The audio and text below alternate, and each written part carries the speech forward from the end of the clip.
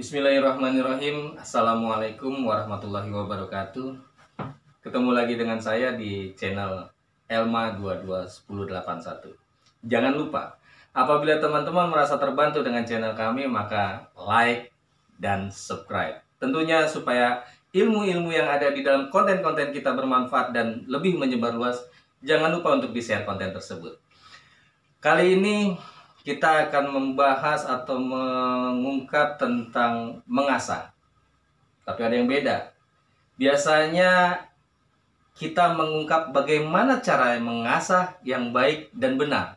Akan tetapi sekarang kita akan mencari tahu apa kesalahan-kesalahan dalam mengasah sehingga asahan kita gagal.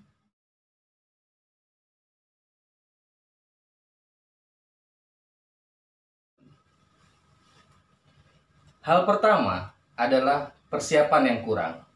Biasanya kita terlalu menggebu-gebu untuk mengasah sesuatu. Akan tetapi kita lupa ternyata persiapannya kurang. Apa aja sih persiapannya? Satu adalah bidang yang datar. Tentunya tatakan juga akan berpengaruh. Biasanya saya menggunakan sebuah aplikasi yaitu Clinometer. Aplikasi ini bisa kita ambil secara gratis di Google Play Store. Oke. Kita pastikan dulu tatakannya sudah rata. Oke. Ini karena ada tombol volume jadi dia agak kurang bisa presisi. Tapi toleransi 1%, 1 derajat saya rasa bisa dimaklumin. Karena di bawah ada tombol volume. Ya. Yaitu pertama, kita sering lupa bahwa tatakan itu harus berada pada posisi yang sangat rata. Gunakan clinometer untuk memastikan tatakannya cukup rata. Lalu persiapan kedua yang sering dilupakan adalah batu asahan yang cekung. Sebelum kita memastikan mengasah, kita pastikan dulu batu asahannya sudah cukup rata. Apabila batu asahannya cekung, batu asahannya harus kita ratakan dulu atau istilahnya kita lapping. Cara melapping batu asahan cukup mudah.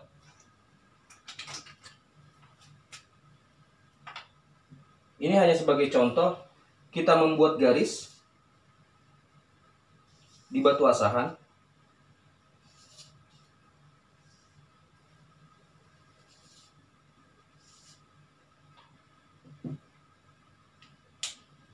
Lalu pada bidang yang datar, kita berikan amplas, lalu kita gosok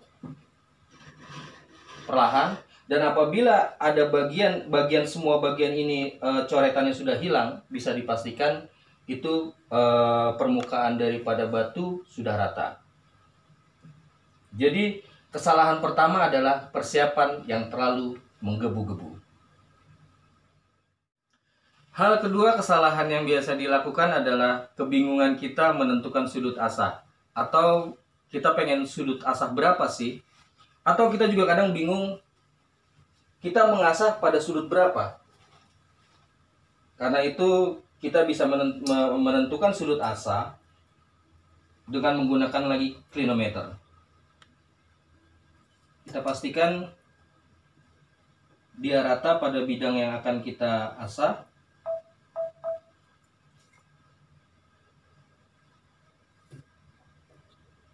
Kita pastikan di pada titik 0, 1 derajat. Oke. Lalu kita angkat, pastikan sini sudah rata semua, menyentuh semua bagian pisau. Lalu kita angkat.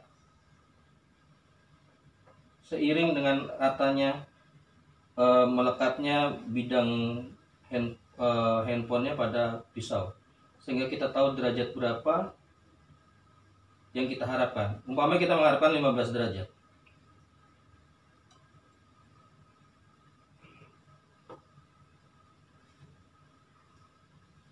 Nah, ini kurang lebih 15 derajat. Kita simpan di dalam memori kita bahwa ini adalah 15 derajat. Ya. Atau kita bisa menandakan dengan posisi tangan. Posisi tangan. Berarti dia pada setengah jari tengah saya ini kurang lebih berada pada 15 derajat. Sehingga besok-besok ketika kita mau ngasah, kita bisa mengerti pada posisi 15 derajat tanpa menggunakan clinometer. Kita coba lagi. Nah, ini kurang lebih berada pada 15 derajat. Itulah kesalahan kedua yang biasa kita lakukan, yaitu kurang pemahaman tentang sudut berapa yang harus kita aplikasikan, atau pada sudut berapakah kebiasaan muscle kita atau tangan kita. Karena itu setelah kita pelajari sudutnya, kita ingat-ingat atau kita kodekan dengan posisi jari. Jadi besok-besok kita bisa mengingatnya itu dengan tanpa menggunakan clinometer. Kesalahan ketiga yang sering kita lakukan sehingga asahan kita tidak maksimal adalah sudut yang tidak konsisten. Sudut yang tidak konsisten atau gerakan yang tidak konsisten membuat gerusan daripada batu justru membuat cekungan.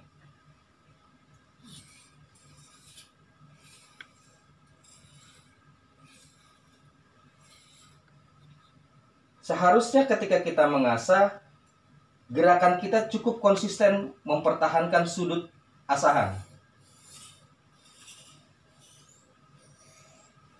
Konsisten pada 15 derajat.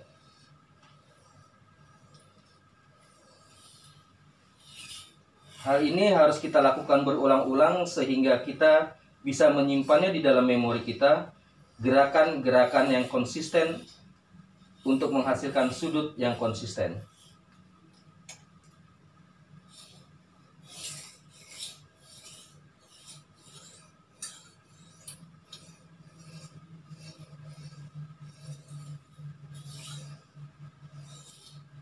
Jadi, kesalahan ketiga adalah sudut yang tidak konsisten.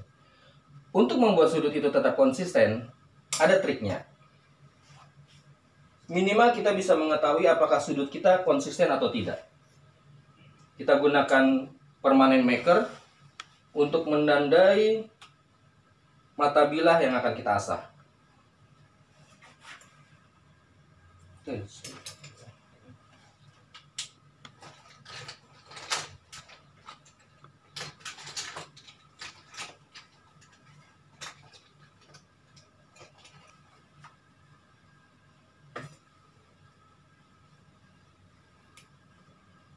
Kita gunakan sudut asah dasar pisaunya atau bawaan dari fabrikasi atau maker awalnya.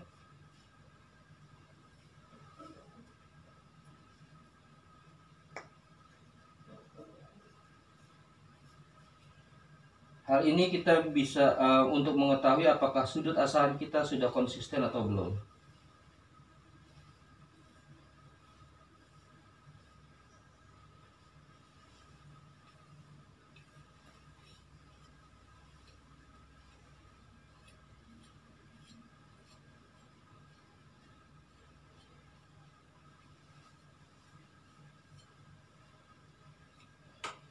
Bisa dilihat dengan jelas.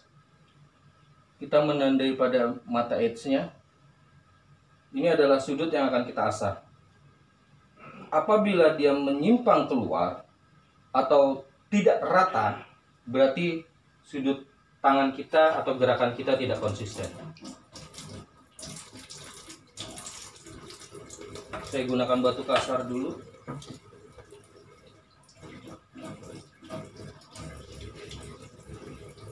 Agar cepat kelihatan bahwa sudut itu sudut mana yang kita gerus. Kita harus bisa memastikan bahwa sudut ini rata dan semua sudut dan semua coretan ini kegerus tanpa melewati batasnya. 15 derajat yang kita contohkan tadi adalah setengah daripada jari tengah saya. Kita coba setengah jari dari jari tengah saya yang tadi kita ukur merupakan 15 derajat. Gerakan konsisten.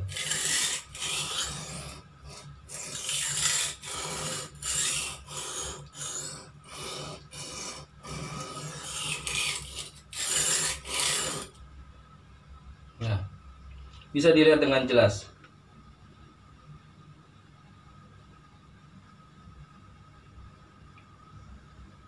Posisi gerusan tidak melebihi daripada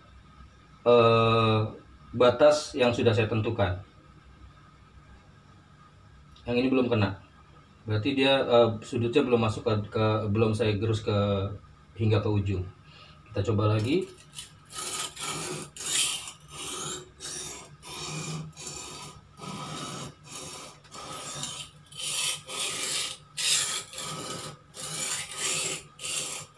Apabila belum terbiasa atau belum tersimpan di dalam memori sudut tentang sudut 15 derajat dan gerakan yang konsisten, kita bisa lakukan perlahan-lahan sehingga kita terbiasa.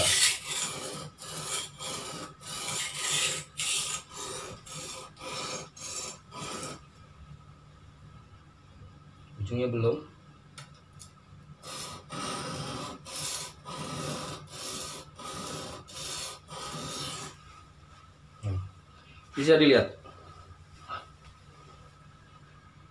Bisa dilihat dengan tegas bahwa hampir semua bidang yang saya tandai dia tergerus dengan rapi. Kita coba lagi dari sebelahnya. 15 derajat kurang lebih. Apabila kita belum terbiasa atau belum terekam dalam memori kita tentang sudut yang kita harapkan, bisa kita uji kembali. Untuk gerakan saya cenderung menyarankan bebas. Asal konsisten maka sudutnya itu akan sama.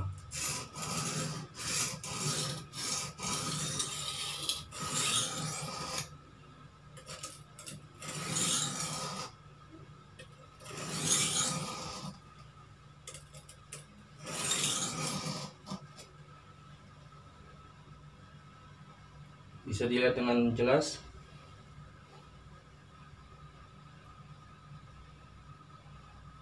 Dia memiliki besaran sudut yang tergerus atau besaran bidang yang tergerus konsisten.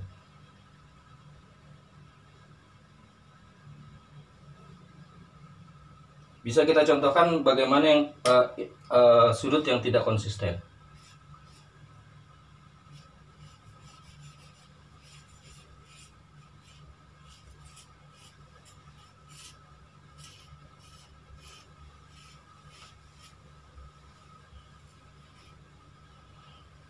Hal ini digunakan untuk mempertegas saja atau mengetahui apakah sudut kita sudah konsisten atau belum.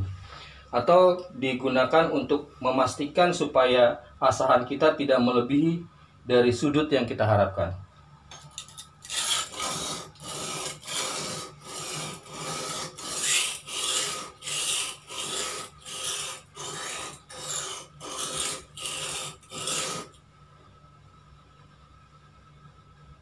Nah, bisa dilihat, sini sudah melebar dia.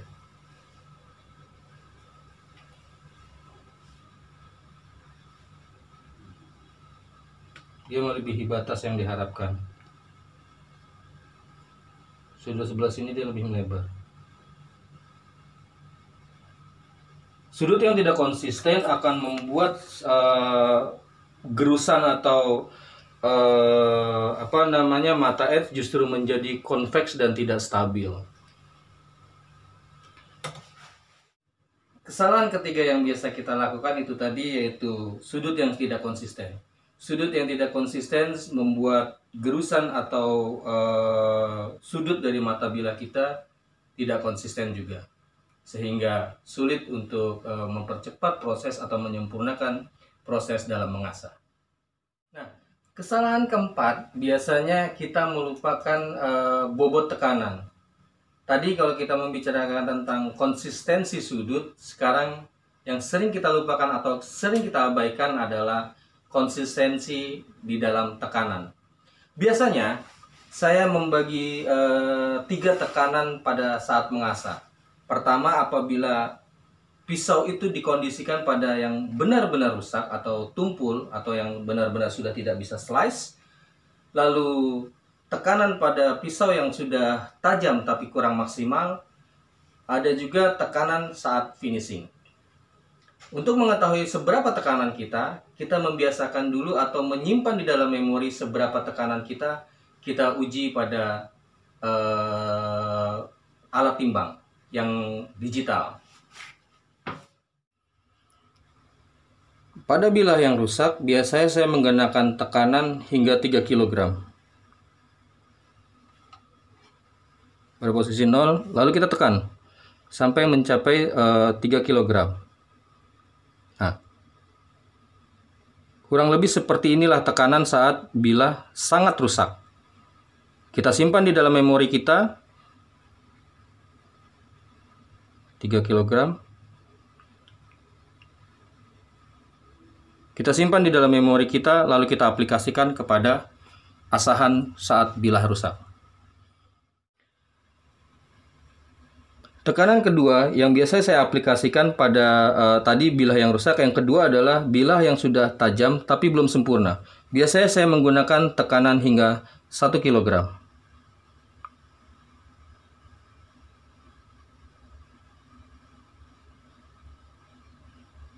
Kurang lebih seperti ini. Lalu kita simpan tekanan itu di dalam memori kita, lalu kita aplikasikan kepada asahan saat bilah yang sudah tajam tapi belum maksimal. Yang ketiga adalah tekanan pada bilah yang saat finishing. Tekanan pada bilah saat finishing tidak begitu membutuhkan tekanan tinggi, hanya membutuhkan sudut yang stabil dan gesekan yang stabil. Jadi cukup ringan-ringan saja. Jadi itulah yang keempat adalah tekanan yang stabil. Jadi kalau tekanan pertama yaitu pada bilah yang sudah sangat rusak atau sangat tumpul yang sudah tidak bisa menyayat lagi, biasanya saya gunakan tekanan hingga 3 kg. Lalu pada bilah yang sudah tajam tapi belum maksimal, biasa saya gunakan tekanan hingga 1 kg. Lalu yang ketiga adalah bilah yang saat finishing. Bilah pada saat finishing atau bilah itu sudah cukup tajam, tapi kita membutuhkan sentuhan terakhir, cukup ditekan secara ringan. Jadi itulah kesalahan keempat, yaitu tekanan yang tidak konsisten. Oh ya, selain tekanan yang stabil, saya hampir lupa, yaitu bobot tekanan yang hampir merata pada setiap sisi. Kalau kita biasa mengasah dari sisi pangkal sampai ujung, maka kita pastikan bobot tekanan 3 kg tadi atau 1,5 atau 1 kg tadi dipastikan semua bobot tekanan rata. Tidak pada satu sisi, sedangkan sisi yang umpamanya kita pangkalnya kita tekan sehingga 1 kg, tapi sini tidak, ujungnya tidak. Jadi kesalahannya itu kita pastikan selain tekanan yang stabil saat mengasah, pastikan juga tekanan itu merata pada seluruh bidang yang diasah. Jadi bobot tekanan di sini 1 kg, di tengah 1 kg, di pangkal 1 kg. Jadi selain sudut yang stabil, tekanan yang stabil, bobot tekanan juga harus merata. Lalu selanjutnya yang kelima, kesalahan yang sering kita lakukan adalah pemilihan batu yang kurang tepat saat memulai mengasah. Pada dasarnya batu asahan dibagi 3, yaitu coarse, medium, dan fine. Coarse adalah batu asahan yang sangat kasar, yang kalau biasanya kita perbandingkan atau kita persamakan adalah dengan amplas adalah sekitar grade 240. Lalu yang medium biasanya sekitaran grade 1000 sampai 1500. Lalu yang fine biasanya sudah memasuki grade di atas 5000. Semua itu tergantung kebutuhan dan kebiasaan atau ketajaman yang kita harapkan pada grade yang fine atau super fine. Nah, apabila bilah sudah tidak bisa menyayat dengan baik atau sama sekali, maka ini dikategorikan pisau yang sangat tumpul. Pisau yang sangat tumpul ini harus kita asah menggunakan batu yang coarse. Kenapa? Apabila kita langsung menggunakan yang medium atau apalagi yang fine atau yang super fine, maka asahan kita tidak akan maksimal atau membutuhkan waktu yang sangat lama sehingga membuat kita terlebih dahulu frustasi. Lalu memulai pada batu asahan medium adalah pisau yang memang sudah tajam tapi tidak sempurna. Dia sudah tajam tapi tidak sempurna. Pada pisau yang memiliki ketajaman seperti demikian, kita bisa menggunakan batu yang medium, atau kita bisa menggunakan grade amplas kurang lebih sekitar 800 sampai 1500. Lalu pada pisau yang sudah tajam tapi kurang maksimal atau kurang greget seperti apa yang kita harapkan, kita bisa langsung kepada grit-grit yang halus. Kenapa? Karena kalau justru kita menggunakan grit yang kasar, maka matanya itu akan kita sama saja mengasah seperti dari awal lagi, dan justru matanya itu akan lebih rusak sehingga membutuhkan waktu yang lebih panjang. Jadi itulah kesalahan yang kelima, yaitu salah memilih batu asahan pada saat mengasah. Lalu kesalahan yang keenam adalah terlalu cepat atau keambiguan atau kita sendiri bingung bagaimana menentukan ketika kita mengasah dari yang coarse ke medium atau dari medium ke super fine. Karena pemindahan batu yang tidak tepat atau kurang baik, maka akan berpengaruh terhadap asahan. Yaitu mungkin dia bisa menjadi lebih lama atau tidak maksimal gerusannya.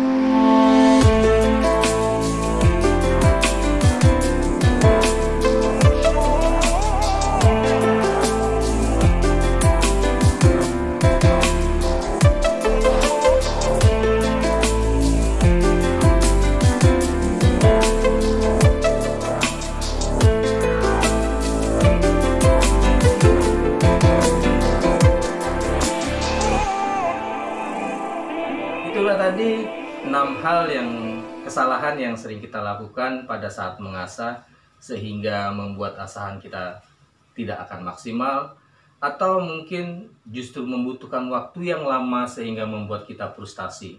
Karena itu bukan hanya trik saja yang kita pelajari, tapi juga kita harus mempelajari kesalahan apa sehingga kita bisa memperbaiki di kemudian hari. Semoga tips ini bermanfaat. Jangan lupa untuk like apabila Anda menyukainya, lalu share apabila Anda merasa ilmu ini bermanfaat atau informasi yang saya berikan ini bermanfaat sehingga bisa bermanfaat bagi orang lain. Dan jangan lupa untuk subscribe, ada tanda lonceng gratis untuk mensubscribe agar kita bisa dapat ide-ide lain atau berusaha untuk mencari ide-ide lain, konten-konten lain yang akan lebih berguna lagi. Dan satu hal lagi, bahwa ini hanyalah bersifat sharing, tidak menggurui dan tidak menyalahi. Kalau ada hal-hal yang kurang jelas bisa ditanyakan di komen, dan insya Allah kalau ada waktunya pasti akan saya jawab. Apabila ada hal-hal yang tidak berkenan, saya mohon maaf dan jangan diambil dalam hati. Sifatnya kita hanya sharing, tidak ada yang menyalahkan, dan demikian saja dari saya. Wabillahi taufiq wa hidayah. Wassalamualaikum warahmatullahi wabarakatuh.